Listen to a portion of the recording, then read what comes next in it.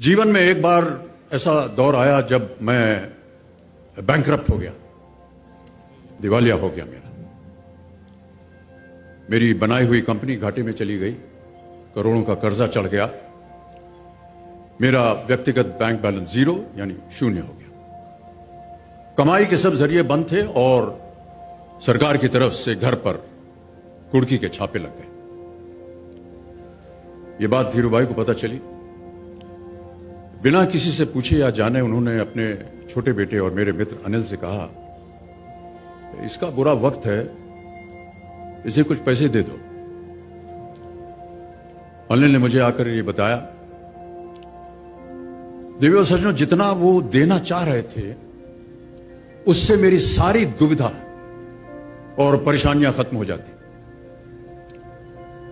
उनकी उदारता पर मैं भावुक हुआ, लेकिन मुझे लगा कि मैं उनकी उदारता को स्वीकार न कर पाऊंगा।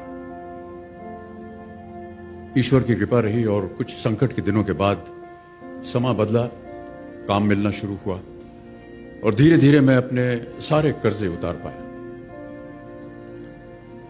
एक शाम धीरूभाई के निवास स्थान से इवेंट पर एक दावत के अवसर पर मुझे भी आमंत्रित किया गया।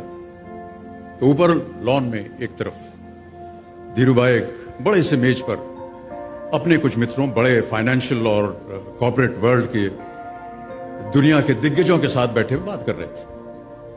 मुझ पर नजर पड़ी तो मुझे बुलाया और कहा, यहां मेरे साथ बैठो। मुझे बड़ा अजीब लगा, मैंने क्षमा मांगी और कहा, मैं उधर अपने मित्रों के साथ बैठा हूं, वहीं ठीक हूं। उन्होंने जिद की और बैठा लिया मुझे। फिर अपनी उस दिग्गजों की महफिल में उन्होंने कहा, यह लड़का गिर गया था लेकिन अपने बल पर फिर खड़ा हो गया है, मैं इसकी इज्जत करता हूं।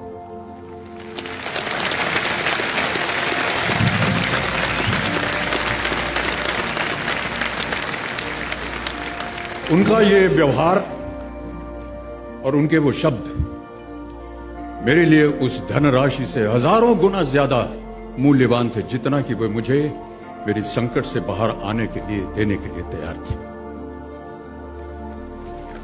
ये उनका व्यक्तित्व।